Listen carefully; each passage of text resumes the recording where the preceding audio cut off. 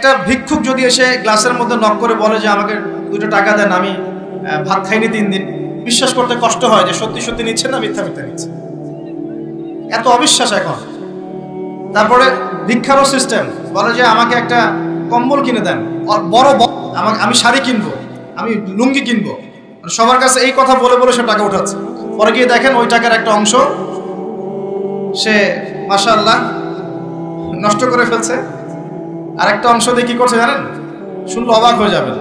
একটা কোলের বাচ্চাকে নিয়ে ভিক্ষা করছে। কোলের বাচ্চা, এই কোলের বাচ্চাটা সে হায়ার করে আনছে একজনের কাছে, ভাড়া নিয়ে আসছে। সেটা তার বাচ্চা না, অন্য কারো বাচ্চা ভাড়া নিয়ে আসছে, এবং সেই বাচ্চাটাকে ঘুমের ওষুধ খাইয়ে দেয়। কি খাইয়ে দেয়? ঘুমের ওষুধ খাইয়ে দেয়। ফিডারের সাথে অন্য কিছুর সাথে ঘুমের ওষুধ খাইয়ে দেয়। বাচ্চা ঘুমায়, আর বাচ্চাকে ফেলে রেখে সে বলে যে বাচ্চা অসুস্থ, চিকিৎসার জন্য টাকা দেন, চিকিৎসার জন্য টাকা দেন। মানুষ টাকা দিয়ে যায়, কেউ দেয় কেউ দেয় না, দিয়ে যায়। এই যে একটা টাকা হয় সারাদিন শেষে, বাচ্চা ঘুমিয়েই আছে, বাচ্চা ঘুমের ওষুধ খাওয়া। তারপরে এই বাচ্চাটার ওসিলায় যে টাকাগুলো সে আর্ন করলো হারাম পথে, এর একটা অংশ সে এই বাচ্চার আসল পিতা মাতাকে দিবে, দিয়ে বাকি অংশ সে সিন্ডিকেট করে খেয়ে ফেলবে। এটাও হয় ঢাকা শহরে। তাহলে এই যুগে আপনি কাকে বিশ্বাস করবেন? কিভাবে বিশ্বাস করবেন? কিভাবে বিশ্বাস করবেন? এটা অবিশ্বাসের যুগ চলছে। জনগণ সরকারকে বিশ্বাস করতে পারে না, সরকার জনগণকে বিশ্বাস করতে পারে না। সমাজ নেতা জনগণকে বিশ্বাস করতে পারে না, জনগণ সমাজ নেতাকে বিশ্বাস করতে পারে না। একজন ইমাম সাহেবকে মুসল্লি বিশ্বাস করতে পারে না, মুসল্লিকে ইমাম সাহেব বিশ্বাস করতে পারে। কোনো কোনো ক্ষেত্রে একটা ওয়াজ মাহফিল হচ্ছে, ওয়াজ মাহফিলের আয়োজক কমিটিকে বক্তা বিশ্বাস করতে পারে না, বক্তাকে ওয়াজ মাহফিলের কমিটি বিশ্বাস করতে পারে। এমনও হচ্ছে, ওয়াজ করে চলে গেছি, এমনও হয়েছে যে ওই যে খামের ভিতরে সব পাত্তি, কিছুই নাই। তো এরকমও যে হইতে পারে সেটা তো কল্পনা ছিল না। আসেন হুজুর দেখা যাবে, আসার পরে আর দেখার নাম নাই। কোনো কোনো মাহফিল হচ্ছে এমন, মাহফিল সে নেমে গাড়িতে ওঠার পর মাহফিল কমিটির ফোন নাই, বন্ধ, কিভাবে বাসায় যাবো কোনো ফিকির নাই। তো প্রত্যেকটা ক্ষেত্রে প্রতারণা, প্রতিটা সেক্টরে, উপর থেকে নিচ সব জায়গায় প্রতারণা। এই যুগে আপনি আবার একটা মেয়েকে ভালোবাসতে চাচ্ছেন, ভাবছেন যে সে আপনার বিশ্বাস রক্ষা করবে, এখানেও প্রতারণা। দাঁড়ান আমি কন্টেন্ট হারিয়ে ফেলবো। ছেলেকে বাবা বিশ্বাস করতে পারছে না, বাবাকে ছেলে বিশ্বাস করতে পারছে না। দেখেন সন্তানের জন্যে, সম্পত্তির জন্যে ছেলে বাবাকে হত্যাও করেছে। এই যুগে ঘটনা, সম্পত্তির জন্যে ছেলে মাকে হত্যা করেছে। আমি উত্তরবঙ্গের একটা ঘটনা জানি, মাকে জবাই করে দিয়েছে সন্তান সম্পত্তির জন্য। স্বামী স্ত্রীকে বিশ্বাস করতে পারে না, স্ত্রীকে স্বামী বিশ্বাস করতে পারে। হ্যাঁ, তো এই জামানার সবচেয়ে বড় সমস্যা হচ্ছে এই জামানা থেকে বিশ্বাস উঠে গেছে, কেউ কাউকে বিশ্বাস করতে পারে না। খেয়াল করে দেখবেন, ইভেন বাজারে যাচ্ছেন, বাজারে গেলে কেনাকাটা করছেন, একটা অবিশ্বাস সবার চোখে মুখে, না জানি ও আমাকে ঠকায় দেয় কিনা।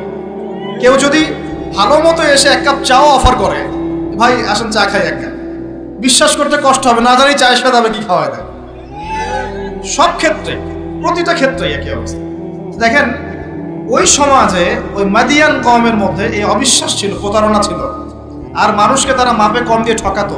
যে সুন্নত এখন চলছে, এখনো সে কোরআন আল্লাহ পাক কেন নাজিল করছেন, কেন এত ইতিহাস বলছেন? কারণ শেষ জামানার এই উম্মতে মুহাম্মাদি সাল্লাল্লাহু আলাইহি ওয়াসাল্লামের মধ্যে এই সমস্ত সমস্যাগুলো আবার নতুন করে দেখা দিবে। এই কারণেই তো আল্লাহ পাক আমাদেরকে জানাচ্ছেন, আগে এটা হয়েছে, আগে এটা হয়েছে, আগে এটা হয়েছে, সতর্ক থাকবে। কেন কোরআনে বারবার মূসা আর ফেরাউনের কথা আসছে? 136 বার আছে নবী মূসা আলাইহিস সালামের কথা ফেরাউনের সাথে। এতবার কেন, যেখানে আমাদের নবীজির নাম মাত্র 4 বার? কেন এতবার? কারণ শেষ জামানায় উম্মতে মুহাম্মাদের সময়ে মূসা এবং ফেরাউনের সময় যা যা হয়েছিল এগুলোর পুনরাবৃত্তি হবে আবার। আল্লাহ পাক সচেতন থাকতে বলছেন। এই যুগেও কি নতুন করে ফেরাউনরা বের হয়ে আসে নাই? ফেরাউন এবং তার দলবল বানু ইসরাইলের উপরে যা করেছিল, এখন ইহুদিরা সেই মুসলিমদের উপর তাই করছে না? একই জিনিস ঘুরে ফিরে আসছে। এই কারণে আল্লাহ পাক আমাদেরকে সতর্ক থাকতে বলছেন, বারবার কোরআন এগুলো রিপিট করছেন। ইতিহাস কেন ব্যাখ্যা করছেন আল্লাহ পাক? বলে আসরি, সময়ের কসম, সময়কে মূল্যায়ন করেন, সময়ের পিছনের দিকে তাকিয়ে দেখেন সময় কত সময় চলে আসছে। এই কমে মাদিয়ান মাপে কম দিত। আমরা যারা ব্যবসা করি আল্লাহর ওয়াস্তে মাপে কম দিবেন না। একজন সৎ ব্যবসায়ী, আমি 2টা হাদিস শোনাই, আমি তাদেরকে ভালোবেসেই বলছি, ব্যবসায়ীদেরকে আমি ভালোবাসি, কারণ তার অন্ততপক্ষে সুদের মধ্যে যাচ্ছে না। এখন ব্যবসা করে আপনি যদি হালাল ধরে রাখতে না পারেন তাহলে ব্যবসাটা বৃথা হচ্ছে। আল্লাহ পাক বলেছেন আহাল্লাহুল বাই'a ওয়া হাররামা রিবা, আল্লাহ পাক ব্যবসাকে হালাল করেছেন, সুদকে হারাম করেছেন। আপনি সুদ খাচ্ছেন না, ব্যবসা করছেন, আলহামদুলিল্লাহ। কিন্তু যদি আপনি মাপে কম দেন, মিথ্যা কসম করে পণ্য বিক্রি করেন, সিন্ডিকেট করেন, মাল ইচ্ছা করে মজুদ করে পরে দাম বাড়িয়ে দেন, এই যে 2 নম্বরে যদি করেন, আমানতের খেয়ানত করেন, তাহলে আপনাদের এই পাপের কারণে পুরো জাতির উপর দুর্ভিক্ষ নেমে আসবে, এটা হাদিস। আর যদি আপনি সৎ ব্যবসায়ী হতে পারেন, নবী সাল্লাল্লাহু আলাইহি ওয়াসাল্লাম বলেছেন নবীদের সাথে শহীদদের সাথে আপনার হাসর হবে ইনশাআল্লাহ। একজন সৎ ব্যবসায়ী নবীগণ শহীদগণের সাথে ইনশাআল্লাহ তাআলা কিয়ামতের মাঠে হাসর করবে ইনশাআল্লাহ। আমরা কি এটা চাই না? আর এক শ্রেণীর মানুষকে আমি ভালোবাসি, তারা হচ্ছেন পলিটিশিয়ান। কেন ভালোবাসি? কারণ তারা অ্যাটলিস্ট কাপুরুষতার পরিচয় না দিয়ে নিজের কাঁধে দায়িত্ব নিয়ে সমাজ সংস্কার করার চেষ্টা করছে। আমাদের সমাজে 2 ধরনের মানুষ আছে। এক, যারা খালি সমালোচনা করতে পারে, ভালো মন্দ কমেন্ট করতে পারে। আর এক শ্রেণীর মানুষ চ্যালেঞ্জ গ্রহণ করতে পারে যে আমি চ্যালেঞ্জ নিয়ে এটাকে পরিবর্তন করব। এই 2 শ্রেণীর মানুষ পাবেন আপনি। এক, কোনো কাজের না, সারাদিন কমেন্ট করতে পারে, এটা ভালো না, এটা ভালো, এটা খারাপ, এটা এই, এটা সেই, এটা করতে হবে, ওটা, মানে এদেরকে আমি নাম দিয়েছি করতে হবে গ্রুপ অফ ইন্ডাস্ট্রিজ। মানে করতে হবে, এটা করতে হবে, ওইটা করতে হবে, এটা করা উচিত, ওইটা করা উচিত। খুবই বুদ্ধিদীপ্ত মানুষেরা, কিন্তু কাপুরুষ। কারণ নিজেরা চ্যালেঞ্জ গ্রহণ করে এটা বিপদ ফেস করে সামনে যেতে পারে। আলেমদের ভুল ধরছেন, আপনি নিজে আলেম হচ্ছেন না কেন? আলেমদের অনেকের ভুল ধরছে, তা আপনি পড়াশোনা করে আলেম কেন হচ্ছেন না? সমাজ পরিচালনাকারীদের ভুল ধরছেন, সমালোচনা করছেন, তা আপনি সমাজ চালাচ্ছেন না কেন? রিস্ক নিচ্ছেন না কেন? দাঁড়ান, আসেন এখানে। আপনি পলিটিশিয়ানদের সমালোচনা করছেন, তাহলে আপনি পলিটিশিয়ান কেন হচ্ছেন না? আপনি ইকোনমিক সেকশনের মানুষদের সমালোচনা করছেন, আপনি কেন দায়িত্ব নিচ্ছেন না? কেন যোগ্যতা অর্জন করে, ঝুঁকি নিয়ে, চ্যালেঞ্জ গ্রহণ করে সমাজ পরিবর্তন করার রিস্ক নিচ্ছেন না কেন? তাহলে 2 শ্রেণীর মানুষ পাওয়া যায়। কিছু মানুষ শুধু কথাই বলতে পারে, আর কিছু মানুষ কাজ করে দেখায়। তো অ্যাটলিস্ট তারা কাজ করে দেখানোর জন্যে বা মানুষের ভালো করার স্বার্থে তারা একটা দায়িত্ব কাঁধে নিয়েছেন। হয়তো দায়িত্বের যে ইসলামাইজেশন বা ইসলামিক দায়িত্ববোধ, এটা তাদেরকে হয়তো বোঝানো যাচ্ছে না, এটা সমস্যা। কিন্তু যদি এই দায়িত্বটাকে ইসলামাইজড করে পালন করা যায়, সমাজের কল্যাণ না কল্যাণ। একজন দায়িত্বশীল ব্যক্তি তিনি যদি কোরআন সুন্নাহর মানদণ্ডে বিচার ফয়সালা করা শুরু করেন, সমাজে কি কল্যাণ হবে না অকল্যাণ হবে? তাহলে আমাদের দায়িত্ব তার কাছে দাওয়াত পেশ করা যে কোরআন এবং সুন্নাহর মধ্যে এগুলো আছে, এগুলো মানবতার কল্যাণে, আল্লাহর ওয়াস্তে আপনি এগুলো ইমপ্লিমেন্ট করেন, ইনশাআল্লাহ তাআলা সমাজের কল্যাণ। এটা আমাদের দায়িত্ব, শেষ। বাকিটা তার উপরে। তো এখন ভালোবেসেই বলি, একটা হাদিস আছে 7 শ্রেণীর মানুষকে আল্লাহ রাব্বুল আলামিন তার আরশের ছায়ায় ছায়া দিবেন। হাদিসটা শুনেছেন তো? 7 শ্রেণীর মানুষকে আল্লাহ পাক তার নিজের আরশের ছায়ায় ছায়া দিবেন, মানে তারা জান্নাতে যাবে ইনশাআল্লাহ। এই 7 শ্রেণীর প্রথম শ্রেণী হচ্ছে ন্যায়পরায়ণ শাসক। ন্যায়পরায়ণ শাসক, যাদেরকে আল্লাহ পাক শাসন ক্ষমতা দিয়েছেন, তারা যদি সমাজে ন্যায় বিচার প্রতিষ্ঠা করে, ইনশাআল্লাহ তারা আরশের ছায়া ছায়া পাবে। অতএব সব জায়গা থেকেই দ্বীনের খেদমতে কাজ করার সুযোগ আছে কি নাই? আল্লাহ পাক আমাদের সবাইকে দ্বীনের জন্য কাজ করার তৌফিক দান করুন। যে যেখানে আছি সেখান থেকে কাজ করার তৌফিক দান করুন। প্রিয় ভাইরা, এভাবে ইতিহাস বলতে থাকলে রাত 1টা বাজবে।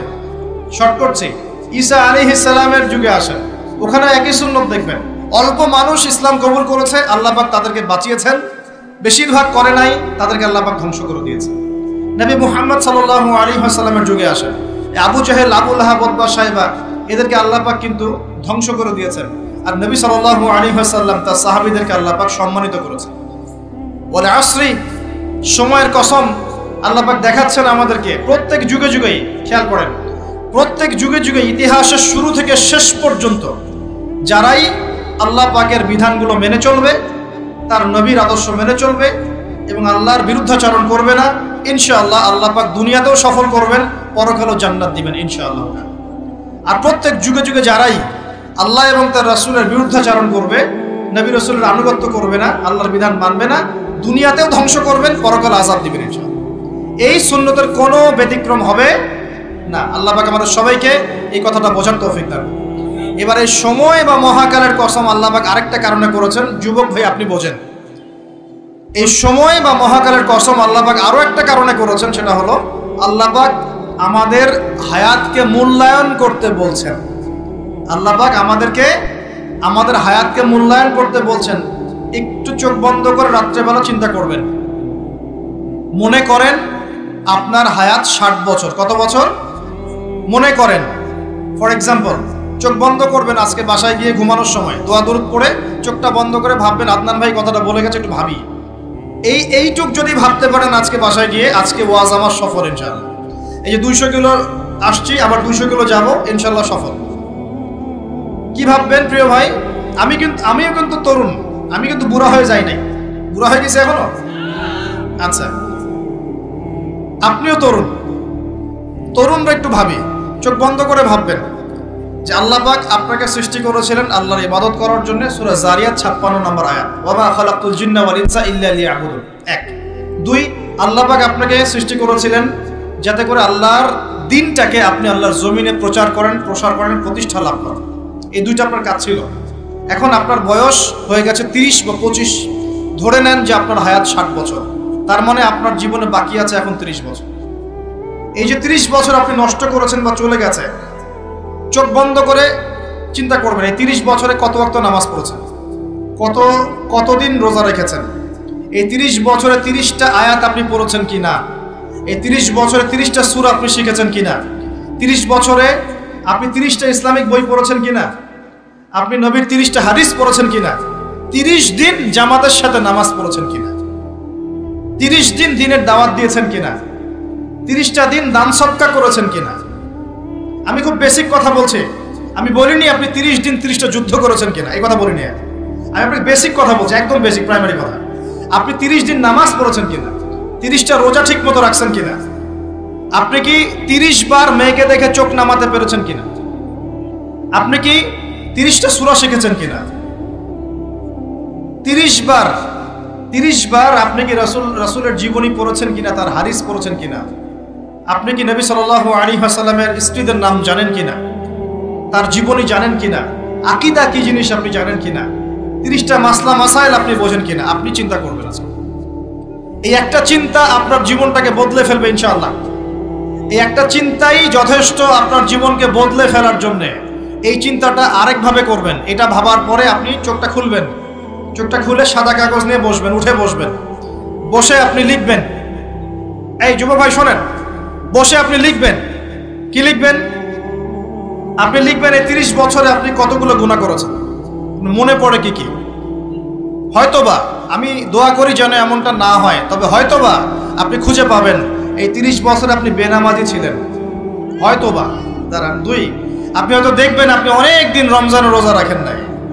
আপনি দেখবেন হয়তো আপনি দান সদকা তো করেন নাই, রিকশাওয়ালাকে থাপ্পড়ও দিয়েছেন। আপনি হয়তো দেখবেন যে হলে সিট বুকিং এর জন্য হকি স্টিক নিয়ে মারামারি করেছেন। আপনি হয়তো দেখবেন যে 30 বছরে 30টা মেয়ের সাথে সম্পর্ক করা শেষ। আপনি হয়তো দেখবেন যে আপনি অলরেডি পতিতলায় ভিজিট করে চলে আসছেন। আপনি 30 দিন, এই 30 বছরে 30 বার কমপক্ষে এই মাদকের আসরে বসেছিলেন, এবং 30 বছরের বহু সময় আপনি অনলাইনে নষ্ট করেছেন, পর্নোগ্রাফি দেখে নষ্ট করেছেন, গোপনে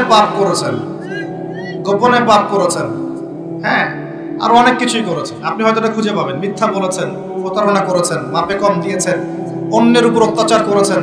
আপনি আপনার যৌবনকে কাজে লাগিয়ে, এই শক্তিটাকে কাজে লাগিয়ে আপনি ইসলামের বিরুদ্ধাচারণা করেছেন, হয়তো এটাও পাবেন। এই একটা চিন্তা যদি করতে পারেন, এখন আপনার সামনে এখন রাস্তা দুটা। আপনার বাকি বয়স আছে এখন 30 বছর। ওয়াল আসরি, সময়ের কসম। আপনার সময়, আপনার জীবনের সময়টাকে মূল্যায়ন করতে হবে। সময়ের কসম, হয় যদি আমার 30 বছর বাকি থাকে, এখন এই বাকি যে আছে কি না আমিও জানি না, কেউ জানে? অনিশ্চিত পরীক্ষার হল, কেউ জানে না খাতা কখন কেড়ে নেওয়া হবে। আর এটা কারাগারের জীবন, মানে কারাগারে বসে কেউ নিজের মন গড়া পদ্ধতিতে চলতে পারে না, যেরকম রুটিন সেরকম চলতে হয়। কারাগারের জীবনে বসেই আপনি সুদ খাচ্ছেন, কারাগারে বসেই ঘুষ খাচ্ছেন, কারাগারে বসেই জেনা করছেন, কারাগারে বসেই বেনামাজি থাকছেন, কারাগারে বসেই হোয়াটসঅ্যাপে মেসেঞ্জারে মেয়েদের সাথে প্রেম করছেন, কারাগারে বসে। এটা কারাগারের জীবন। কারাগারের জীবন যদি বাকি থাকে আর 20-30 বছর, আপনার সামনে এখন রাস্তা 3টা। 1, আপনি কি গতানুগতিক যেভাবে চলেছেন সেভাবেই শেষ করবেন জীবনটা? যদি শেষ করে দেন, তাহলে পৃথিবীর ইতিহাস থেকে আপনার নাম একদিন মুছে যাবে। আপনি একাই কবরে শুয়ে থাকবেন, আপনার আত্মা ইল্লিনে না গিয়ে সিজ্জিনে চলে যাবে। পৃথিবীর কোনো মানুষ আপনাকে মনে রাখবে না। আপনি একাই আযাব ভোগ করতে থাকবেন, কেউ আপনাকে বাঁচাতে আসবে না। শেষ। এবং এই আযাব একবার শুরু হলে কোনোদিনও শেষ হবে না, কোনোদিনও না, কবরেও, হাসরেও, বারজাখেও এবং আপনার জাহান্নামে। এটা একটা অপশন। 2 নম্বর অপশন, আপনি নিজেকে সংশোধন করলেন, সংশোধন করে গতানুগতিক মুসলিম হলেন। গতানুগতিক মুসলিম কেমন? হ্যাঁ, তওবা করেছি, এখন আমি মাশাআল্লাহ 5 ওয়াক্ত নামাজ টুকটাক পড়ার চেষ্টা করি, আমি মিথ্যা কথা বলি না, আমি হালাল খাওয়ার চেষ্টা করি, হ্যাঁ, আমি পার্ট টাইম কিছু দাওয়াতি কাজ করি এবং আমি আমার পরিবার নিয়ে সুখে শান্তিতে বসবাস করার চেষ্টা করছি। আমি কোনো ঝুঁকির মধ্যে যাই না, ঝুঁকিতে যাই না, মানে আমি সৎ কাজেও আদেশ করি কিন্তু ঝুঁকিতে যাই না, মানে কোনো কিছু এমন কোনো কিছু করি না যাতে আমার উপর কোনো বিপদ আসবে, এটাতে আমি যাই না। গতানুগতিক মুসলিম চলছে। আর একটা হচ্ছে সমাজ পরিবর্তনকারী মুসলিম। এরা কেমন? এরা নিজেরা তো জ্ঞান অর্জন করেই এবং জ্ঞান অনুযায়ী আমলও করে, তারা সৎ কাজে আদেশও করে, একই সাথে অসৎ কাজে নিষেধও করে, সত্যটাকে নির্ভীকতার সাথে, সাহসিকতার সাথে, হিকমার সাথে সবার সামনে উপস্থাপন করে, আল্লাহর কাছে দোয়া করে এবং সমাজটাকে পরিবর্তন করে ফেলার চেষ্টা করে। এরা হচ্ছে আহসান, সবচেয়ে উত্তম শ্রেণী। কিভাবে বললাম উত্তম শ্রেণী? নবীজি বলছেন তোমাদের সামনে একটা জামানা আসবে, এটাও শেষ জামানার হাদিস। তোমাদের সামনে একটা জামানা আসবে, জামানা সবরিন, কঠিন সবরের জামানা, ঈমান ধরে রাখা হাতে জ্বলন্ত আগুন ধরে রাখার মতো হবে। ওই সময় যদি তোমরা কেউ আমার সুন্নতের উপর অটল থাকতে পারো, আমার মৃত সুন্নতকে আবার জীবিত করতে পারো, তাহলে 50 জন শহীদ সাহাবীর নেকি পাবে ইনশাআল্লাহ। এরা সমাজ পরিবর্তনকারী মানুষ। আর ইতিহাসে যারা সমাজ পরিবর্তনকারী মানুষ, তাদের জীবনে পরতে পরতে বিপদ আপদ বালা মুসিবত আসবেই। আমার ছোট্ট গবেষণায় 4টা ক্ষেত্র থেকে আসতে পারে যখন আপনি হকের উপর থাকবেন। 1 নাম্বার, প্রথম বাধা চলে আসবে পরিবার থেকে। কোত্থেকে? পরিবার। আপনি গতানুগতিক মুসলিম হলে আপনি সব জায়গায় পার পেয়ে যাবেন, কিন্তু যদি একটু কঠোরতা প্রয়োগ করেন যে আমি একদম কোরআন সুন্নাহ 100% ফলো করতে চাই, আমি এমন না যে নামাজও পড়ি সুদও খাবো, এমন হবো না, আমি নামাজও পড়বো সুদও খাবো না, আমি রোজাও রাখবো, আমি যাকাতও দিব, আমি হজ উমরাও করবো, আল্লাহর বিধানের প্রতি শ্রদ্ধাশীল থাকবো, চেষ্টা করবো ইসলামটা প্রসার করার প্রতিষ্ঠার চেষ্টা করবো, তখন আপনার প্রথম বাধা আসবে পরিবার থেকে। দাড়ি রাখছো কেন? দাড়ি রাখলে তোমাকে এরকম লাগে, হ্যাঁ, তুমি টাকটির উপরে কাপড় কেন পরলে তোমাকে অমন লাগে, আগে তো গিটার বাজাইতা, আগে তো গান গাইতা, আগে মেয়ে নিয়ে থাকতা, ভালো ছিল, এখন কেন সারাদিন বই নিয়ে পড়ে থাকো, ইসলামিক বই নিয়ে পড়ে থাকো, নামাজ নিয়ে পড়ে থাকো, হ্যাঁ, কি পরিবর্তন হলো। বাবা মার টেনশন, এখন পিতামাতার টেনশন, কেউ এরকম অ্যাডভার্টাইজ বানিয়ে টিভিতে দেখাচ্ছে, এগুলো দেখেন নাই? আগে ছেলে ভালো ছিল, হঠাৎ করে কি পরিবর্তন হয়ে গেল। হ্যাঁ, সুবহানাল্লাহ। আল্লাহর পথে ফিরে আসা মানুষের ক্রাইটেরিয়া এগুলো মেনশন করে বলছে, এগুলো দেখা গেলে যোগাযোগ করবেন স্থানীয় কর্তৃপক্ষের সাথে, ওই ছেলের মতো সমস্যা আছে। আস্তাগফিরুল্লাহ, আস্তাগফিরুল্লাহ। একজন ব্যক্তি গিটার বাজাতো, গান গাইতো, মাদকের সাথে ছিল, মেয়ে নিয়ে ফুর্তি করতো, সেখান থেকে এসে নামাজ পড়ছে, এই জন্য কি সে জঙ্গি হয়ে যাবে? এখন সে মাশাআল্লাহ কোরআন তেলাওয়াত করছে, কোরআন বোঝার চেষ্টা করছে, আলেম ওলামার কাছে গিয়ে পরামর্শ করছে, হাদিস পড়ছে, এই জন্য কি সে জঙ্গি হয়ে গেছে? পশ্চিমারা যা গিলায় আমরা তাই গিলি, পশ্চিমারা যা গিলায় আমরা তাই গিলবো কেন? ওদের কাছে কিসের জ্ঞান আছে? পশ্চিমাদের কাছে কোরআনের জ্ঞান আছে, হাদিসের জ্ঞান আছে। ও সিলেক্ট করে দিবে যে কোনটা জিহাদ আর কোনটা জঙ্গিবাদ? আশ্চর্য একটা ব্যাপার। কোরআন এবং সুন্নাহর চর্চা যদি মুসলিমরা করে, তাহলে কি তারা সন্ত্রাসী হয়ে যাবে? ওরা তো চাইবেই যেন আমরা এই কাজগুলো না করি, ওরা তো চাইবেই যাতে আমরা কোরআন সুন্নাহর চর্চা না করি। ওরা যা বলে সেই ভাষায় আমরা কথা বলা শুরু করেছি। ওরা বলছে, একটু পরে আমি বোঝাচ্ছি আপনাদেরকে, ওরা বলেছে যে জ্ঞান সেটাই, ভালো করে বোঝেন, জ্ঞান সেটাই যেটা পরীক্ষা নিরীক্ষা, যুক্তি বিজ্ঞান, দর্শন দিয়ে লাভ করা যায়। আর আমরা বলছি আল্লাহর ওহী হচ্ছে চূড়ান্ত জ্ঞান। আল্লাহর ওহী কি? চূড়ান্ত জ্ঞান। এই যে জ্ঞানতাত্ত্বিক পার্থক্য, ওরা যা দেখে না তাতে বিশ্বাস করে না, এই কারণে তারা জিনে বিশ্বাস করে না, আত্মায় বিশ্বাস করে না, আল্লাহ বিশ্বাস করে না, ফেরেশতায় বিশ্বাস করে না, পরে আগের আসমানি কিতাবে বিশ্বাস করে না, নবী রাসূলে বিশ্বাস করে না, কবরের আযাব, জান্নাত জাহান্নাম, মিজান, ফজিলত কোনো কিছু বিশ্বাস করে না। কেন করে না? ওদের এপিস্টেমোলজি হচ্ছে, জ্ঞানতাত্ত্বিক দর্শন হচ্ছে যা দেখি না বিশ্বাস করি। আর ওই দর্শনটা আমরা কাট পেস্ট করে নিয়ে আমাদের ছোট বাচ্চাদেরকে এখন গিলাচ্ছি। এগুলো ওই দর্শন কেন ফলো করবো আমরা? আমাদের দর্শন হচ্ছে চূড়ান্ত জ্ঞান কার পক্ষ থেকে আসে? আল্লাহর পক্ষ থেকে আসে। আল্লাহ যা সত্য বলেছেন তাই সত্য, আল্লাহ যা মিথ্যা বলেছেন তাই মিথ্যা। আল্লাহর ওহী চূড়ান্ত সত্য মিথ্যার মানদণ্ড, মানুষের যুক্তি বিজ্ঞান দর্শন নয়। এই জায়গায় তো পার্থক্য, সে করেই তো পার্থক্য। এই জ্ঞানতাত্ত্বিক সংজ্ঞায় পার্থক্য বলেই তো আপনাকে ডারউইনের মতবাদ পড়াচ্ছে, কারণ সে তো বিশ্বাসই করে না যে মানুষকে আল্লাহ সৃষ্টি করেছে। আর আমরা বিশ্বাস করি আদম আলাইহিস সালামকে সৃষ্টি করেছেন কে? অতএব এই মতবাদের আমাদের কোনো প্রয়োজন নাই, কারণ আমরা তো জানি কোরআনে আল্লাহ পাক এটা বলেছেন। যে জানে না, যার কাছে কোরআন নাই, যার কাছে হাদিস নাই, তার ওই মতবাদের প্রয়োজন আছে, আমার তো নাই। ওরা যা বলে আমরা তাই গেলার চেষ্টা করি। ওরা এগুলো সংজ্ঞা শিখিয়ে দিয়েছে যে মুসলিম যুবকরা এরকম এরকম করলে তারা খারাপ হয়ে যাবে, এখন ব্যাস এটা প্রচার করা হচ্ছে। আশ্চর্য বিষয়। আমরা তো চাইবো প্রত্যেক ঘরে ঘরে কোরআনওয়ালা মানুষ তৈরি হোক, হাদিসওয়ালা মানুষ তৈরি হোক, নামাজি হয়ে যাক সবাই, তাহলে সমাজে শান্তি আসবে। একজন নামাজি ব্যক্তি বেশি ভদ্র হয় না বেনামাজি ভদ্র হয় বলেন? নামাজ মানুষকে শৃঙ্খলা শেখায় না, কোরআন মানুষকে মানবতা শেখায় না। কোরআন সুন্নাহর কোনো জায়গায় কি বলা আছে নিরপরাধ কোনো মানুষকে হত্যা করতে হবে? বরং আমি তো একটা আয়াত বললাম, কেউ যদি একজন মানুষের জীবন বাঁচায়, সূরা মাইদা আল্লাহ পাক বলছেন, কেউ যদি একজন মানুষের জীবন বাঁচায় সে যেন পুরো মানব জাতিকে বাঁচালো, বলি আলহামদুলিল্লাহ। আর কেউ যদি কোনো মানুষকে অন্যায়ভাবে হত্যা করে সে যেন পুরো মানব জাতিকে হত্যা করে।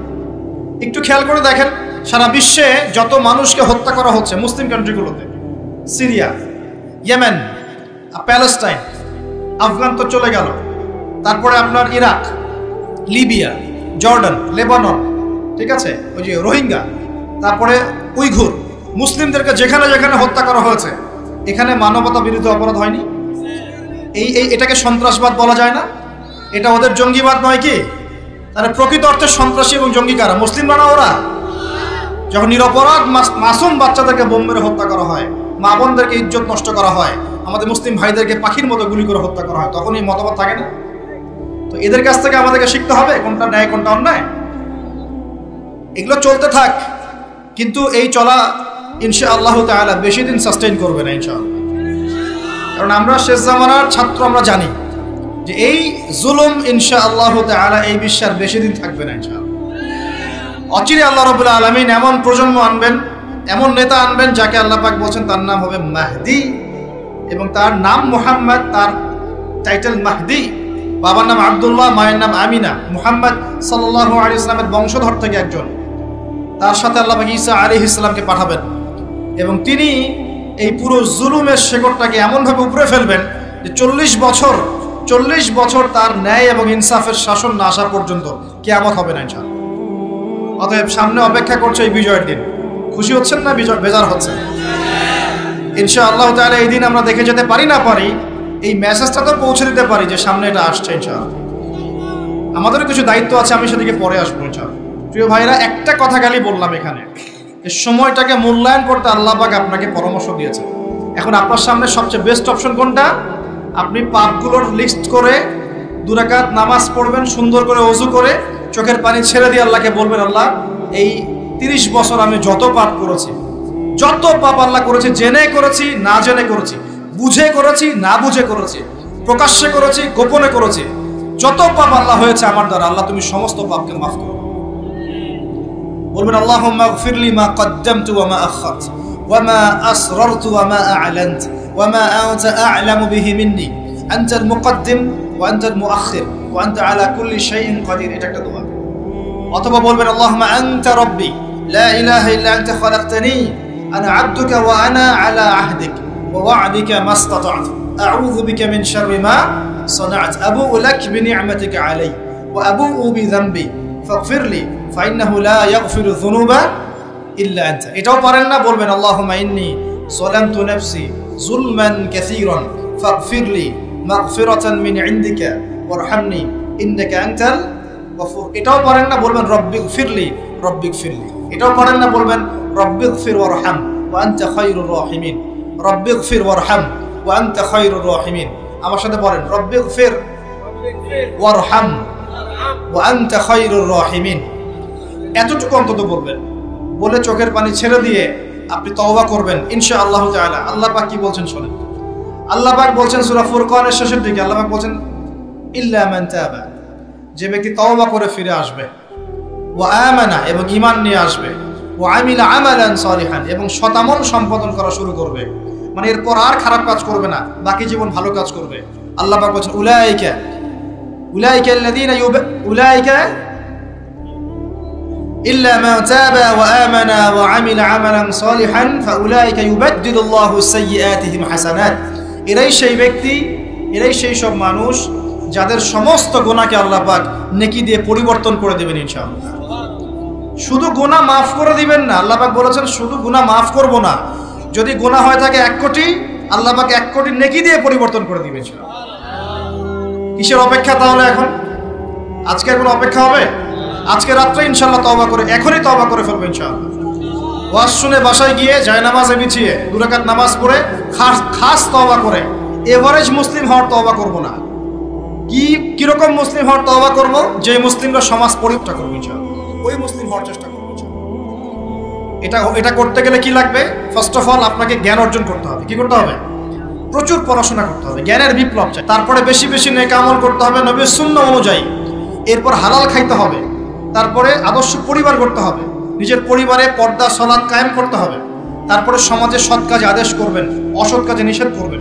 এই যে মানব কল্যাণমূলক কাজ করবেন, সবার সাথে ঐক্যবদ্ধ থাকবেন, বিভক্ত হবেন না, সবার কল্যাণ চাবেন, কারো অকল্যাণ চাবেন না, কারোর সাথে হিংসা বিদ্বেষ গীবত আমাদের মধ্যে যাবেন না, সমালোচনা সংস্কৃতির মধ্যে যাবেন না, আল্লাহওয়ালা আত্মশুদ্ধিওয়ালা মানুষের কাছে থাকবেন, পলিটিশিয়ানদের সাথে ভালো সম্পর্ক রাখবেন, তাদেরকে নিয়ে দিনের কাজ করবেন, তাদেরকে বাদ দিয়ে দিনের কাজ করবেন না, তাদেরকে নিয়ে দিনের কাজ করবেন, এবং তাদের মধ্যে যারা সৎ যারা তাদেরকে ভোট দিবেন। সমস্যা কি? ডেমোক্রেসি 100% ইসলামিক পদ্ধতি কিনা সেটা পরের প্রশ্ন। এখান থেকে আপনি এখন বের হতে পারছেন না, তার মানে এখান থেকে স্কিপ করা আপনার পক্ষে পসিবল হচ্ছে না। তাহলে যে ব্যক্তি সৎ তাকে কমসে কম নিযুক্ত করেন, সমস্যা কি? তার দ্বারা কিছুটা হলেও তো উপকার হবে। মানে নাই মামার চেয়ে তো কানা মামা ভালো নাকি? খেলাফত তো কায়েম করতে পারছেন না, পারছেন? তাহলে যে পদ্ধতির মধ্যে তুলনামূলক কিছু সৎ মানুষ আছে ওই মানুষগুলোকে নিয়ে আসেন, সমস্যা কি? ইনশাআল্লাহ তারাও দিনের জন্য কাজ করবে। আমরা একটা ঐক্যবদ্ধ জাতি হিসেবে বিশ্বের বুকে মাথা তুলে দাঁড়াবো ইনশাআল্লাহ। ইনশাআল্লাহ আমি খুব স্বপ্ন দেখি, আমি খুব আশা পোষণ করি। আর স্বপ্ন দেখতে হয়, স্বপ্নই আপনাকে ঘুমাতে দিবে না। স্বপ্ন কি? স্বপ্ন দেখতে হয়। স্বপ্ন নিয়েই তো মানুষ বাঁচে। একটা উন্নত জাতি গঠনের এবং সব দিক থেকে সমৃদ্ধ একটা দেশ গঠনের স্বপ্ন আমরা সবাই দেখবো, কেন দেখবো না? এই স্বপ্ন নিয়ে আমরা বাঁচবো, ইসলামিকভাবে গড়বো, যাতে বিশ্বের বুকে আমাদের দেশটা মাথা তুলে দাঁড়াতে পারে ইনশাআল্লাহ। মাথা তুলে দাঁড়াবো মানে কাতার একটা ছোট্ট কান্ট্রি না, ঢাকা শহরের সমানও হয়তো না কাতার, এত ছোট কান্ট্রি।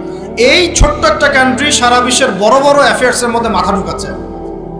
আপনারা কি জানেন যে আমেরিকার সাথে তালেবানদের যে মিউচুয়াল আত্মসমর্পণের বা মিউচুয়াল যেটা হয়েছে সন্ধি, যেটা আমরা বলি যুদ্ধবিরতি, বলা যায় যে আমেরিকার পরাজয় এবং তাদের বিজয়, এটাই বলা যায়। তো এখানে সবচেয়ে ভালো ভাইটাল রোল কে প্লে করেছেন জানেন? এই কাতার। ছোট্ট একটা কান্ট্রি। কাতার হচ্ছে আমাদের আয়তন অনেক বড়। ওই যে বলেছি উত্তর কোরিয়া ছোট্ট কান্ট্রি, মাথা পিছু আয় আমাদের চাইতেও কম। কোনো সময় মিসাইল বানিয়ে রেখে দিয়েছে, আমেরিকা ভয়ে তার সামনে যেতে পারে। খেয়াল করেছেন? আয়তন কিছুই না।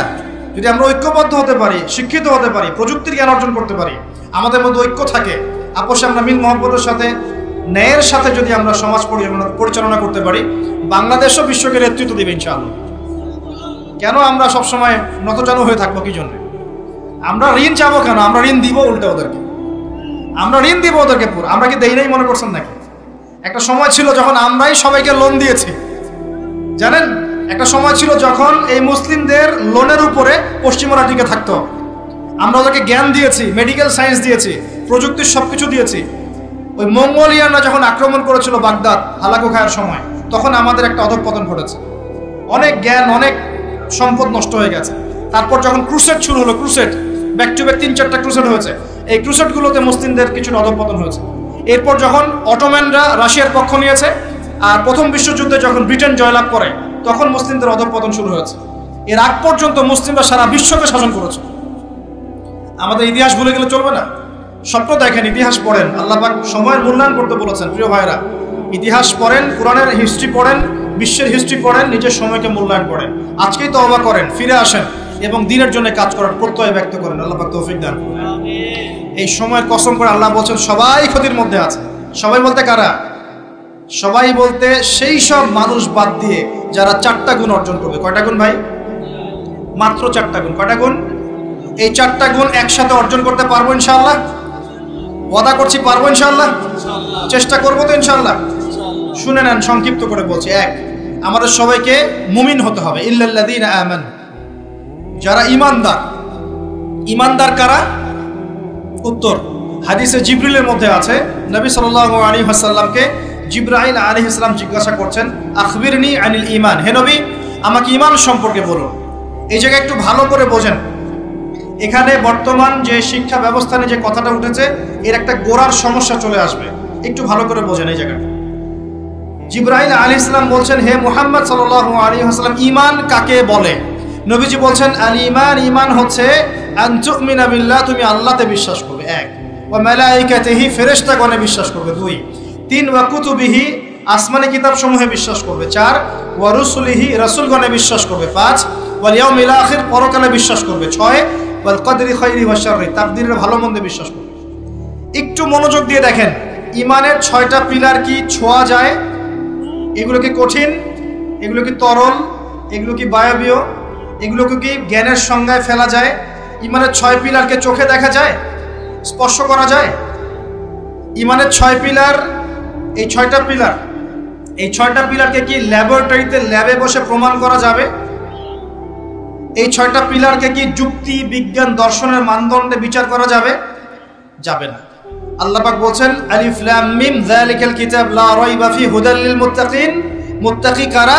আল্লাযীনা ইউমিনুনা বিল গায়বি, যারা এই গায়েবে বিশ্বাস করে। ঈমানের 6 পিলার সবই গায়েব। এই গায়েবে অদৃশ্য বিশ্বাস না করতে পারলে আপনি মুমিন হতে পারবেন না। আমাদের বিলিভ, আমাদের বিশ্বাসের ভিত্তিটা হচ্ছে অদৃশ্য। আমাদের বিশ্বাসের ভিত্তি কি? অদৃশ্যের জগৎ, গায়েবের জগৎ। আর পশ্চিমাদের বিশ্বাসের জগৎ হচ্ছে দৃশ্যমান জগৎ। এ কারণেই তাদের শিক্ষা সিস্টেমগুলো সব দৃশ্যমান জিনিসে বিশ্বাস করে, অদৃশ্য বিশ্বাস করে। এই কারণেই তারা এই সব মতবাদগুলোকে বইপত্র নিয়ে আসে। এই ডারউইনের মতবাদ বলেন, এই যে আপনার এটা কি অ্যাস্ট্রোনমিক্যাল এগুলো বলেন, নাসার গবেষণাগুলোকে বলেন, মঙ্গলের এটা খুঁজতেছে, চাঁদে ওটা খুঁজতেছে, মানে ওরা চোখে যা দেখবে এটা বিশ্বাস করবে, চোখে যা দেখি না বিশ্বাস করবে। আর ওই মতবাদটাকে তারা জোর করে মুসলিমদের উপর চাপাতে যাচ্ছে। এই কারণেই মুসলিমদের বইপত্রের মধ্যে এখন এগুলো ঢুকে যাচ্ছে, এই মতবাদগুলো ঢুকে যাচ্ছে। তাহলে সমস্যা কিন্তু গোড়ায়। আমাদের কাছে জ্ঞানের সংজ্ঞা হচ্ছে জ্ঞান আল্লাহর পক্ষ থেকে আসে। আল্লামাল ইনসান মা লাম ইয়ালাম, আমি মানুষকে সেই জ্ঞান শিক্ষা দিয়েছি যা মানুষ জানতো না। আল্লাহ বলছেন আমি শিক্ষা দিয়েছি, মানুষ জ্ঞানী ছিল না, আমি শিক্ষা দিয়েছি। আল্লাহ বলছেন ওয়াকুলিল হাক্কু মির রাব্বিকুম, সূরা কাহফ 29 নম্বর আয়াত। আল্লাহ বলছেন হক সেটাই, জ্ঞান সেটাই যা তোমার রবের পক্ষ থেকে নাজিল হয়। আল্লাহ বলছেন ফালা তাকুনান্না মিনাল মুমতারিন, এই হক আল্লাহর পক্ষ থেকে আসে, তুমি সন্দেহ পোষণ করো না। ওদের জ্ঞানের সংজ্ঞা জ্ঞান দেখা যায়, ছোঁয়া যায়, উপলব্ধি করা যায়, এর আলোকে জ্ঞান তারা নির্ধারণ করে। আমরা বলছি জ্ঞান হচ্ছে আল্লাহর পক্ষ থেকে আসে। এটাকে আমরা ফিলোসফির ভাষায় বলি এপিস্টেমোলজিক্যাল একটা ডিফারেন্স, মানে জ্ঞানতাত্ত্বিক পার্থক্য। এই কারণেই শিক্ষা ব্যবস্থায় এই দ্বৈন্যতা দেখা দিচ্ছে। ওদের শিক্ষা ব্যবস্থা এরকম, চোখে যা দেখবে তা বিশ্বাস করবে, চোখে যা দেখবে না বিশ্বাস করবে। আর আমাদের শিক্ষা ব্যবস্থার ভিত্তি হচ্ছে অদৃশ্য, গায়েবে আমরা বিশ্বাস করি। আল্লাহ গায়েব, দেখি নাই বিশ্বাস করি, ফেরেশতা বিশ্বাস করি, আসমানি কিতাব বিশ্বাস করি, নবী রাসূল বিশ্বাস করি, পরকাল বিশ্বাস করি, আপনার ভাগ্যে বিশ্বাস করি। এগুলো বিশ্বাস না করলে আপনি মুমিন হতে পারবেন না। আর আল্লাহ পাক বলছেন মুমিন না হলে ক্ষতির মধ্যে আছো, সময়ের কসম। প্রথম শর্ত মুমিন হতে হবে, মনে বিশ্বাস করতে হবে, মুখে স্বীকার করতে হবে, কাজেও বাস্তবায়ন করতে হবে। এই পার্থক্যের কারণেই শেকড়ের সমস্যা হয়েছে। এখন ডালপালা নিয়ে আমরা নাড়াচাড়া শুরু করেছি। এইটা কেন, ইতিহাস কেন বিকৃত হচ্ছে, কেন ডারউইনের মতবাদ, কেন এই কেন সেই, এর শেকড়টা হচ্ছে এখানে। এখানে জ্ঞানতাত্ত্বিক পার্থক্য আছে। তো ওরা জ্ঞানের সংজ্ঞা যা বোঝে, আমাদের সংজ্ঞা তা নয়। আর ওদের বুঝটাকে জোর করে চাপিয়ে দেওয়া হচ্ছে আমাদের উপর। That's all. এখন সলিউশন কি? সলিউশন হচ্ছে আপনাকে বিকল্প সিলেবাস চিন্তা করতে হবে। এমন সিলেবাস যেখানে জেনারেল এবং ইসলামিক শিক্ষার সমন্বয় থাকবে এবং সেগুলোকে পড়ানোর মতো মুত্তাকি টিচারও থাকতে হবে। এরকম ইনস্টিটিউশন থাকতে হবে, বা যেগুলো আছে সেগুলোর মধ্যে নতুনত্ব, সিলেবাসে নতুনত্ব এনে, সংস্কার এনে ইনপুট করতে হবে। অথবা উপরের লেভেল থেকে কোনো উদ্যোগ গ্রহণ করলে ইনশাআল্লাহ সমস্যা সলভ হয়ে যাবে। আর আমরা আশা করি আমাদের ঊর্ধ্বতন কর্তৃপক্ষ যারা আছেন তারা জোর করে আমাদেরকে এগুলো চাপিয়ে দিবেন না ইনশাআল্লাহ। আমরা আশা করি তারা এগুলোর ব্যাপারে সচেতন হবেন এবং এই অনইসলামিক শিক্ষাগুলোকে আমাদের সোনামণিদের বই থেকে দূর করবেন ইনশাআল্লাহ। বিশ্বাস করেন, একটা বছর সময় লাগবে না, 1 বছর লাগবে না ইনশাআল্লাহ। 1 বছরের মধ্যে পুরো শিক্ষা সিস্টেমকে ঢেলে সাজানো সম্ভব। প্রত্যেক প্লে গ্রুপ থেকে শুরু করে মাস্টার্স পর্যন্ত প্রত্যেক সেকশনে জেনারেল শিক্ষার সাথে ইসলামিক শিক্ষাকে সমন্বয় করা সম্ভব। 1 বছর লাগবে না ইনশাআল্লাহ। এই সৎ উদ্যোগ যদি কেউ নিতে পারে, আমি দোয়া করে আল্লাহ পাক তৌফিক দান করুন, পুরো জাতির জন্য কল্যাণকর হবে ইনশাআল্লাহ। আমার ছেলে ডক্টর হবে, হাফেজে কোরআনও হবে ইনশাআল্লাহ, কি সমস্যা? হতে পারবে না? আমার ছেলে পলিটিশিয়ান হবে, সমাজকে নেতৃত্ব দিবে, সে আলেমও হবে ইনশাআল্লাহ, কি সমস্যা? একজন ইমাম সাহেব, মুফতি সাহেব, তিনি অর্থনীতির জ্ঞান রাখবেন, কি সমস্যা? কোনো সমস্যা? একজন মুহাদ্দিস মুফতি যারা ফারেগ হয়ে বের হচ্ছেন, তারা বিশ্ব রাজনীতি সম্পর্কে জ্ঞান রাখবেন, কোনো সমস্যা? সবকিছু আমরা পড়াশোনা করতে হবে, তারপরে আমরা যে যা সেকশন ভাগ করে নেব ইনশাআল্লাহ। এইখানে একটা সমস্যা, জ্ঞানতাত্ত্বিক সমস্যা। ইমানের সংজ্ঞাটা শেখেন। ইমানের সবকিছু গায়েবে বিশ্বাস, আমরা গায়েবে বিশ্বাস করি। এখন শুধু বিশ্বাস করলেই কি হবে? না, আমলও করতে হবে। কেউ যদি বলে আমি ইমানদার, নামাজ পড়ি না, চলবে কথা? আমি ইমানদার, যাকাত দেই না, আমি ইমানদার, রমজানের রোজা রাখি না, আমি ইমানদার, হজ করি না, আমি ইমানদার, কালিমা তাওহীদ শিরক বেদাত বুঝি না, হবে? আমাদের সবাইকে প্রকৃত ইমানদার হতে হবে। আল্লাহ পাক তৌফিক দান করুন, বলি আমিন। 2 নাম্বার ভাই, আমলে সালেহ। একটু মনোযোগ দেই, এই জায়গাগুলো ইম্পর্টেন্ট জায়গা। ওয়া আমিলুস সালিহাত, আমলে সালেহ মানে কি? এক কথায় শোনেন, আমলে সালেহ মানে আল্লাহ রাব্বুল আলামিন কোরআনে যে কাজগুলো করতে বলেছেন সেগুলো করব, এর নাম আমলে সালেহ। ঠিক আছে? আল্লাহ পাক কোরআনে যে কাজ করতে বলেছেন করব, তার নাম আমলে সালেহ। একই সাথে আল্লাহ পাক কোরআনে যা করতে বলেন নাই তা করব না, সেটা ছেড়ে দেব, এটা আমলে সালেহ ইনশাআল্লাহ। আল্লাহ পাক নামাজ পড়তে বলেছেন, নামাজ পড়বো, আমলে সালেহ। আল্লাহ সুদ ছাড়তে বলেছেন, সুদ খাবো না, না খাওয়াটাই আমলে সালেহ। মানে শুধু সৎ কাজ করাই আমলে সালেহ নয়, অসৎ থেকে দূরে থাকাটাও কিন্তু আমলে সালেহ। এই যে আপনি দাড়ি ছেড়ে দিয়েছেন, শেভ করছেন না, মানে আপনি আমলে সালেহের মধ্যে আছেন। আপনি টাকনুর উপরে কাপড় পরছেন, নিচে নামাচ্ছেন না, তার মানে আমলে সালেহ আছে। আপনি জেনা করছেন না, বিয়ে করেছেন, আপনি আমলে সালেহের মধ্যে আছেন। আপনি মদ খাচ্ছেন না, না খাওয়াটাই আমলে সালেহ। আপনি মেয়ের দিকে খারাপ চোখে তাকাচ্ছেন যে না, এটাই আমলে সালেহ। শুধু ভালো কাজ করাই কিন্তু আমলে সালেহ নয়, খারাপ থেকে দূরে থাকো কি আমলে সালেহ। আল্লাহ পাক সবাইকে বোঝার তৌফিক দান। আরেকটা বিষয় হচ্ছে, হাদিসের মধ্যে আমাদের প্রিয় নবী সাল্লাল্লাহু আলাইহি ওয়াসাল্লাম যে কাজগুলো করতে বলেছেন সেগুলো করাও হচ্ছে আমলে সালেহ। যেমন নবীর মতো খাবো, নবীর মতো কাপড় পরবো, নবীর মতো ঘুমাবো, নবীর মতো উঠবো, চলবো, ফিরবো, সব কাজ কার মতো? নবী সাল্লাল্লাহু আলাইহি ওয়াসাল্লামের সুন্নাহ মতো হবে ইনশাআল্লাহ, এটা আমলে সালেহ। এটা শেখার জন্য হিজতুল মুসলিম বই পড়েন, সুন্নতের উপর অনেক বই আছে, এগুলো পড়তে থাকেন। আরেকটা বিষয় হলো, হাদিসে নবী সাল্লাল্লাহু আলাইহি ওয়াসাল্লাম যে কাজগুলো নিষেধ করেছেন সেগুলো না করাও হচ্ছে আমলে সালেহ। এই হলো আমলে সালেহের সুন্দর সংজ্ঞা। আরেকটা বিষয় মনে রাখবেন, ইমানের বিপরীতে যেমন কুফর থাকে, ইমানদার না হলে কুফর হতে হয়, কাফের হতে হয়। তাওহীদের বিপরীতে যেমন শিরক থাকে, আমলে সালেহ এর বিপরীতেও বেদাত থাকে। কি থাকে? এই শব্দ শুনেছেন কি? সংজ্ঞা হচ্ছে মানে আমিল আমালান লাইসা আলাইহি আমরুনা ফাহুয়া রাদ। কোন ব্যক্তি যদি এমন কোন আমল করে যে আমলের পক্ষে নবী সাল্লাল্লাহু আলাইহি ওয়াসাল্লামের পক্ষ থেকে কোনো দলিল প্রমাণ নাই, সাহাবীদের পক্ষ থেকে কোনো দলিল প্রমাণ নাই, এরকম যদি কোনো আমল কেউ করে, এরকম কোন আকীদা কেউ পোষণ করে, সেটা হবে বেদাতি আমল, বেদাতি আকীদা। বোঝা যাচ্ছে কথা? বেদাতি আমল আকীদায় কেউ লিপ্ত থাকলে তার আমল কবুল হবে না, তার আমল কবুল হবে না। তার আমলকে আল্লাহ পাক ধুলো বানিয়ে দিবেন, হাউজে কাউসারের পানি পাবে না, নবীজি সুহকান লিমান গায়্যারা বাদি বলে তাড়িয়ে দিবেন এবং জাহান্নামে যেতে হবে। বেদাত যে করে সে তো অপরাধী, যে বেদাতিকে সম্মান পর্যন্ত করে তার উপর আল্লাহ পাক লানত করেছেন, ফেরেশতা লানত করবে। কথা বুঝতে পারছেন? মান আহদাসা হাদাসান, কেউ যদি কোনো বেদাত করে, আও আওয়া মুহদিসান, নিজে বেদাত করে না কিন্তু বেদাতিকে আশ্রয় দেয় বা সম্মান প্রদর্শন করে, ফাআলাইহি লানাতুল্লাহি ওয়া মালাইকাতিহি ওয়ান নাসি আজমাইন, তার উপরে আল্লাহ, ফেরেশতা, পুরো মানব জাতির অভিশাপ বর্ষিত হবে বলে নাউযুবিল্লাহ। অন্য হাদিসে আছে, সে যেন ইসলামকে ধ্বংস করার ব্যাপারে সাহায্য করে। অতএব এই স্রোতে গা ভাসাবেন না, স্রোতে গা ভাসিয়ে দিবেন না। যে আমলের দলিল আছে, প্রমাণ আছে, এগুলোই আমলে সালেহ। যেগুলো দলিল প্রমাণ নাই, মানুষ বানিয়ে নিয়েছে, এগুলো আমলে সালেহ নয়, এগুলো করলে উল্টা গুনাহ হবে।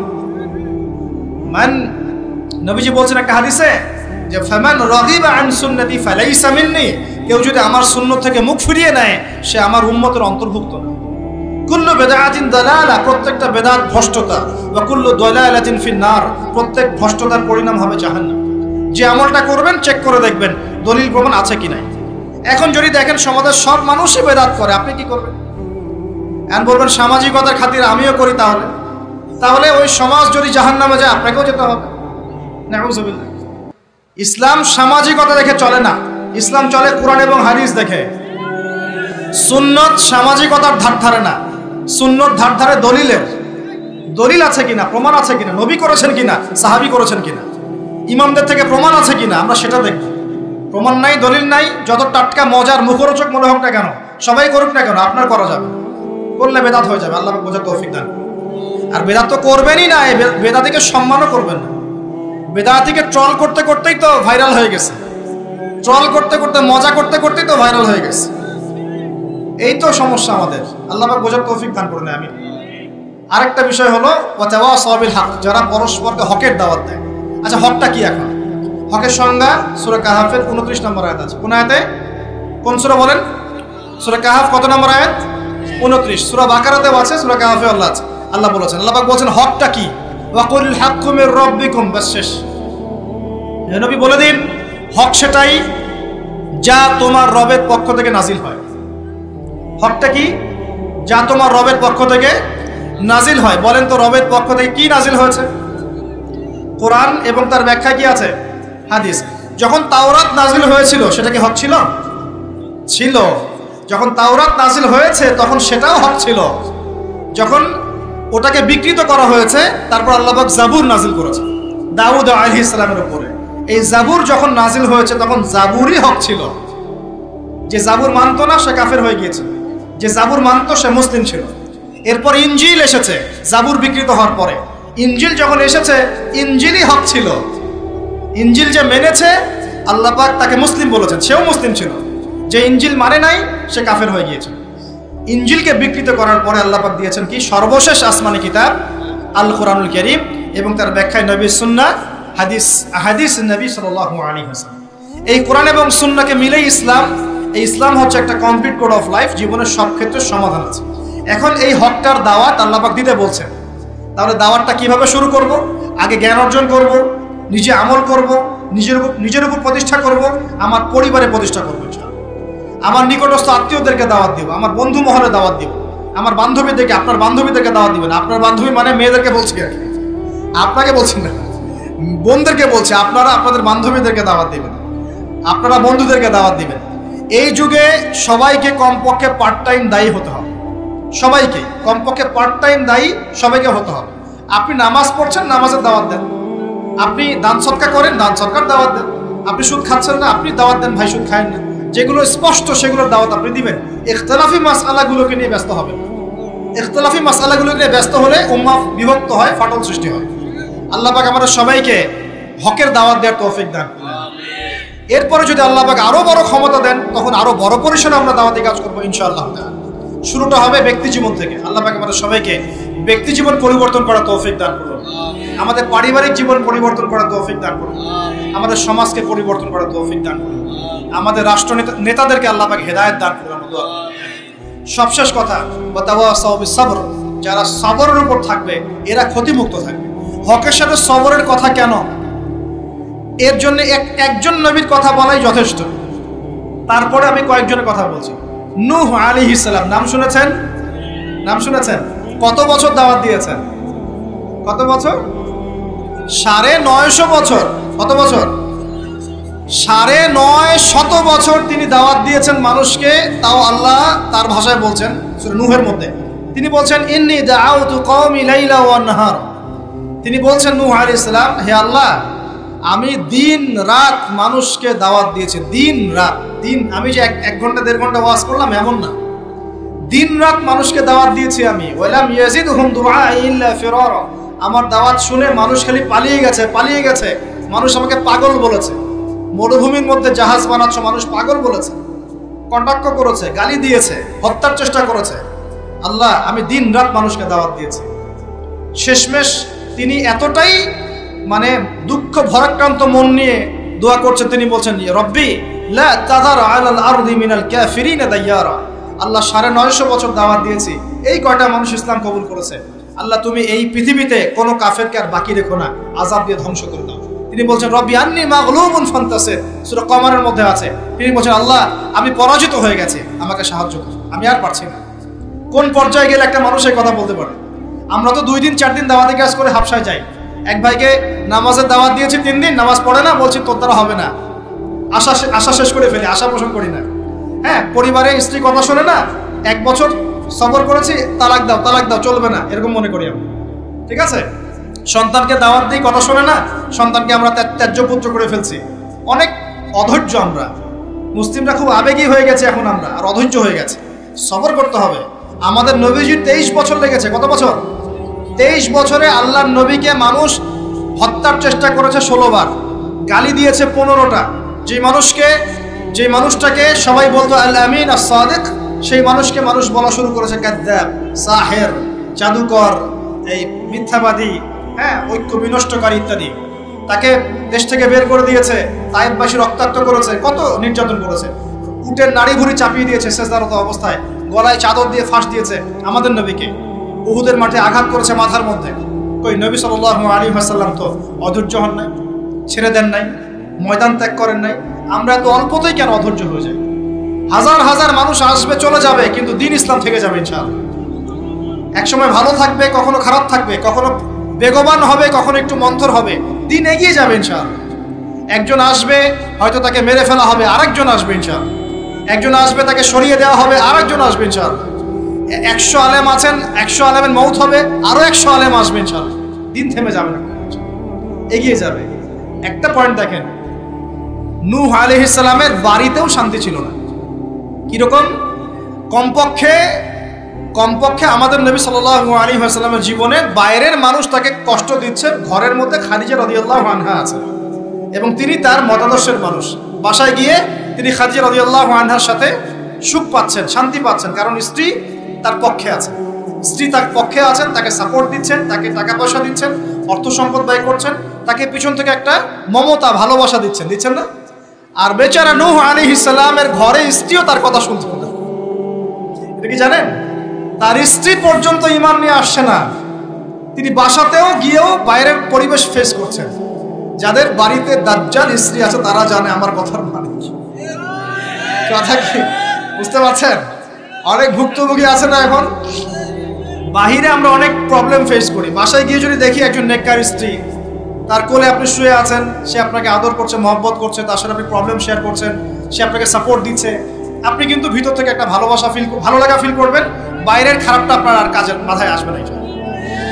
আর যদি দেখেন যে বাইরেও আপনি অনেক স্ট্রাগল করছেন, বাসায় গিয়ে যখন ঢুকলেন, ব্যাস ওখানে আর এক জাহান্নাম শুরু হয়ে গেল, আযাব, তখন কিন্তু আপনার আর মাথা কাজ করবে। এই অবস্থা যাদের আছে, আল্লাহ তাদের অবস্থা উন্নতি করুন, সমস্যা দূর করুন, দোয়া করি। যাদের এই হতভাগা যারা আছেন তারা জানেন যে এরকম সমস্যা হলে কিরকম কষ্ট হয়। তো নূহ আলাইহিস সালামের কিন্তু ঘরে এই সমস্যা ছিল। আমরা তো কয়েকদিন আগে দেখলাম না, বাংলাদেশের একজন মানুষ তার স্ত্রীকে নিয়ে একটা অভিযোগ করলেন। এখন আমি অনেকদিন আগেই বলেছি, শেষ জামানায় কিন্তু ফ্যামিনিস্ট রেভলিউশন বাড়বে। কি বাড়বে? ফ্যামিনিস্ট রেভলিউশন মানে নারীকে আপনি আর ঘরে রাখতে পারবেন না, ও বাঁধন ছিন্ন করে বেরিয়ে চলে যাবে, ও সম অধিকার, নারী অধিকার বিভিন্ন স্লোগান দিয়ে কোনো ক্ষেত্রে দেখবেন পুরুষের উপরে এসে টেক্কা দেওয়ার চেষ্টা করবে। কোনো ক্ষেত্রে নারী নির্যাতনের জায়গায় পুরুষ নির্যাতন করা শুরু হবে, দেখবেন। এগুলো কিন্তু দিন দিন বাড়ছে, ডিভোর্স বাড়ছে। ম্যাক্সিমাম ফ্যামিলিগুলো এখন অলমোস্ট, অনেক ফ্যামিলি, ম্যাক্সিমাম তো বলতে পারবো না, অনেক ফ্যামিলির মধ্যেই এই সমস্যাগুলো দেখা যাচ্ছে। এখানে স্ত্রীর ভূমিকাও যেমন থাকতে হবে, স্বামীর ভূমিকাও থাকতে হবে। আমরা স্ত্রীদের প্রতি কোমল হব, এটাও ঠিক আছে, একই সাথে স্ত্রীকেও রিকোয়েস্ট করতে হবে যে আপনাকে আপনার স্বামীর সম্মান বুঝতে হবে। একটা সংসার টিকে থাকে শুধু ভালোবাসার ভিত্তিতে না, একটা সংসার টিকে থাকে বিশ্বাসের ভিত্তিতে। কিসের ভিত্তিতে? সংসারে বিশ্বাস থাকতে হবে, আমানতদারিতা থাকতে হবে, পরস্পর সম্মানবোধ থাকবে, শ্রদ্ধাবোধ থাকবে, একে অপরের প্রবলেম শেয়ার করতে হবে। এটা জরুরি না যে আপনাকে বুঝতে হবে আপনার স্বামীর সমস্যা, আপনি তার সমস্যা বুঝবেন না, এরকম স্বার্থপর চিন্তা করলে তো হবে না। সবসময় আপনাকেও তাকে বুঝতে হবে, সেও আপনাকে বুঝবে। খালি চিন্তা করবেন যে আমাকে সে কেন বোঝে না, তাহলে তো সমস্যা। আপনাকেও তো তাকে বুঝতে হবে। উভয়কে উভয়ের জায়গায় ছাড় দেওয়ার মানসিকতা না রাখলে সংসারগুলো টিকবে না। এখন সংসারগুলো ভেঙে যাচ্ছে। প্রিয় ভাইরা, একটা পয়েন্ট থেকে এখানে চলে আসছি যে নূহ আলাইহিস সালামের সংসারে কিন্তু এই সমস্যাটা ছিল, তার স্ত্রী কিন্তু ঈমান নিয়ে আসে নাই। এবং সূরা তাহরিমের মধ্যে আল্লাহ পাক বলেছেন যে জাহান্নামীদের সাথে নূহ আলাইহিস সালামের স্ত্রী এবং লূত আলাইহিস সালামের স্ত্রীও জাহান্নামে যাবে না। পক্ষান্তরে ফেরাউনের ঘরে ছিল আসিয়া, মনে আছে? এরকম ফেরাউনের মতো স্বামী যে ঘরে আছে সে ঘরেও কিন্তু নারী জান্নাতি হতে পারে, যার দৃষ্টান্ত হচ্ছে আসিয়া। অতএব স্বামী খারাপ হলে আপনাকে খারাপ হয়ে যেতে হবে এটাও না। ফেরাউনের ঘরে থেকেও আসিয়া আলাইহিস সালাম, আল্লাহ তাকে শান্তিতে রাখুন, জান্নাতে আল্লাহ পাক তাকে ঘর সৃষ্টি করে দিয়েছেন, নির্মাণ করে দিয়েছেন। নবী সাল্লাল্লাহু আলাইহি ওয়াসাল্লাম তার ঘরের ঘ্রাণ পেয়েছিলেন মেরাজের রাতে, মনে আছে? তো পরিবেশ পরিস্থিতি যেমনই হোক না কেন, পরিবারে ইসলাম ধরে রাখতে হবে। আল্লাহ পাক সবাইকে তৌফিক ইনায়াত করুন। আর এই নবীর সবরটা দেখেন, নূহ আলাইহিস সালামের সবর দেখেন, লূত আলাইহিস সালামের সবর দেখেন, ঈসা ইবনে মারইয়ামের সবর দেখেন, মূসা আলাইহিস সালামের সবর দেখেন, আমাদের নবীর সবর দেখেন, তার সাহাবীদের সবর দেখেন। এই প্রত্যেক যুগে যুগে এই সিলসিলা চলে আসছে। হকের দাওয়াত যারাই দিয়েছে তাদেরকে সবর করতে হয়েছে। আল্লাহ পাক আমাদের সবাইকে হকের দাওয়াত দেওয়ার সাথে সাথে ধৈর্য ধরার তৌফিক দান করুন।